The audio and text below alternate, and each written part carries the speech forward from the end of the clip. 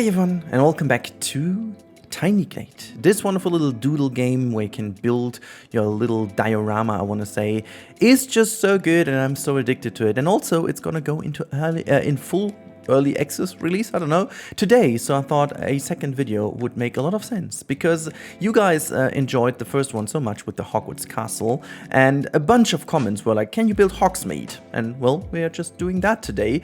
And honestly, that was a lot of fun to do. It was a lot more challenging than I thought at first, but that is just down to the fact that I just wanted to create something myself. And also, if you check out images of Hogsmeade, like there are so many different variants of Hogsmeade. You know, you've got the movie variants that are really not consistent, unfortunately, and then you have obviously the theme parks that in their own are also not consistent. And then there is a lot of like fan art and stuff like that also builds kind of tries to build this from what the books say. And then there's obviously Hogwarts Legacy. So at some point I decided to not go into any of those directions, and I'm just going to try to, well, rather translate a feeling of the Hogsmeade main road rather than trying to replicate anything in particular from, you know, from the books or from the game, from whatever. And it turned out very nicely. I gotta admit that I'm very, very positively surprised that I have all these elements in this game that seem to be so simple, but yet so effective. And honestly, even now in the second playthrough, like after the Hogwarts Castle, I found out so many new things that I didn't realize in the first one, where you can actually trick the system. At some point, that thing snapped to a building, and then the lower part of the building is changed in a different style, and also that the roofs look different according to what kind of texture you have on the lower part of the building was super surprising to me. The only thing I was missing, and I'm not sure if I can do this somehow, or if this is just not possible, it's like creating an overhang of the roof, like not having like an kind of a window or something like that, like arching above the road. That's easy, but like having actually the roof lean outward from the building, as these buildings in Hogsmeade are. I mean, if there's anything we can agree on, it's kind of this little styling element that they have, almost like a fantasy gothic kind of vibe going on, and like leaning outward. But as you can see, you can't really make them lean outward other than being one fully 90 degrees kind of. But well, I think it's not in particular so important. What I really love is once you have put down all these things, how you can really start developing the looks of it. As I said, I was going for more of a feeling than an actual fully reminiscence of it, or like a very accurate build. And you can see I'm also using a lot of tricks with the towers and with the different elements to create these shop fronts, I guess is the word what you're saying. And then later on I was also using the pathway to create a lot of these deco elements. And I've seen a video of Geekism doing also a build, and he said something very interesting, something I do fully agree with. It's like, I want to have control over all these decoration items. Like, you know, I like the fact that they appear randomly generated. I do like that. Like, as soon as you put a window on or connect a path to a building, certain things like stools or like a broom or something like that just appears randomly, which the game could like fully stay with that, stick with this. This is awesome. But then again, give me the option to put this additionally down myself as well. I think that would be beautiful to have the option to go for for like the all the elements that the game can generate automatically. Would be awesome to have them in. And, you know, it would also be cool to have this, like, for example, like a randomizer. You know, you have like a deco element, and the more you click, you get the element you want. I think that would be beautiful. And another thing I think that would also be beautiful is if there is one element you could copy paste. Like, if I have like a tower like this one, I would be able to copy paste this one. That would be lovely. Like, these two things are generally my biggest no, not issues. Issues might be the wrong. But this could actually improve the overall workflow dramatically.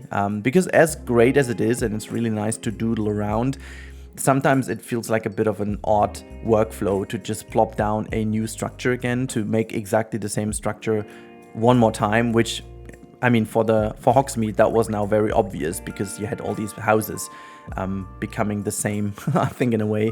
That was a bit of a sad thing. But hey, it just worked out very nicely at the end of the day. And as you can see, this is what I meant. In a second, you'll see when I'm changing them all to these kind of Fachwerkhaus, which is the pretty German term for these type of houses with like the wooden beams all across, like the medieval housing style. Really love this German word, so that's why I'm still using that one above anything else, because I'm just like, I think it's such a beautiful word, like Fachwerkhaus, which means really it just translates the fact that this has been built by experts. Literally translated, that would be the expert's works house, I guess, if you were to say that this way. It's like translated really from their work, like Fachwerk means the expert's house, Fachwerkhaus. Well, anyways, a bit of a German lesson here.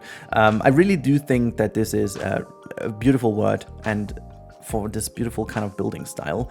Even though I like modern designs quite a lot, I'm a big fan of medieval architecture and medieval things. And then I also found out to do a roof like this. If you plop a tower within the other and it just snaps to the center, you can create some really cool stuff, like different types of roofs.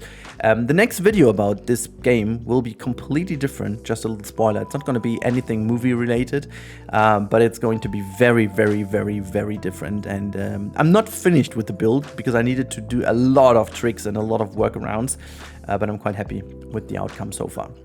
Anyways, that's just like a little nudge to the next one. So yeah, as you can see, now we are starting to make this really feel like Hogsmeade by putting in all these different window panels to ensure that this looks almost like all the shop fronts that you have in this little alley, which is super cool, like very cozy. I really want to go to Universal to see that actually in the theme park. I haven't been there myself, which is a sad one, so I had to watch a lot of videos in preparation for this video. But yeah, I like the fact that you can use these three times windows, like the full version of the window frame, and then just align them properly to each other. You get this kind of big shop front appeal. And as always, I'm working with perspective, you know. You've seen I made this little hill going upwards so that you get this better feeling of the alley. And I feel like this would be realistic, that this isn't like a flat alley or anything. It's like you really get this better feeling when you go up the hill a little, trying to really make sure that everything looks nice. And as you can see here, putting down a couple of trees, making sure that I can use them, putting them in as well, making sure we have some more. I was hoping to find some more variants of the trees, but I didn't. So they're only like a leaf tree and a dead tree. Like this is all I found. But yeah, you can also see how the vines on the house developed as soon as you put more windows in. I just like this little touch. Like this procedurally generated game makes doodling so interesting and so versatile, and you create something so different by just clicking in things. And yeah, it's so captivating. It's also calming but captivating. And this game, as simple as it is, it just makes so much with me, and it just kind of turns doodling into making some really cool builds, even though you can't really do anything with those. It is just amazing. Like imagine you could build areas in Planet Coaster or Planet Zoo like this easy, and make them look this good this easy.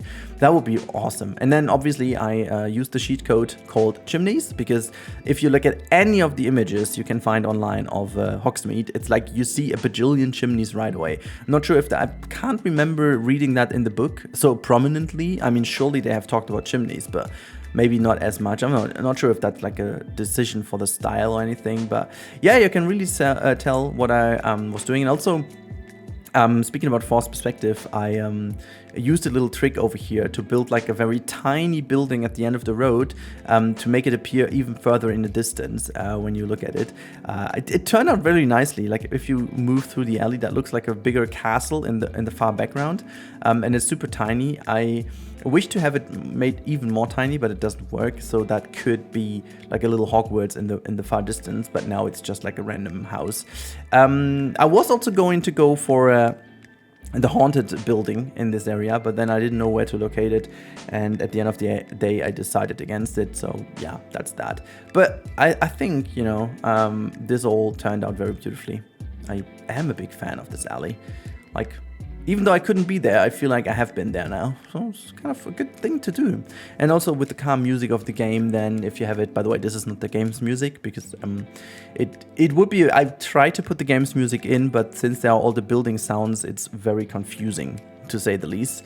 But yeah, so that's that, and I really hope you guys enjoyed that. Let's have a look at some cinematics, and I wish you guys a wonderful day. If you want to see more of this game, let me know in the comments down below. I'm happily making more of it because it's just so much fun. And yeah, if you haven't tried this game out yourself, make sure to do so because it is a bunch of fun. Thank you so much. Have a nice day, and bye.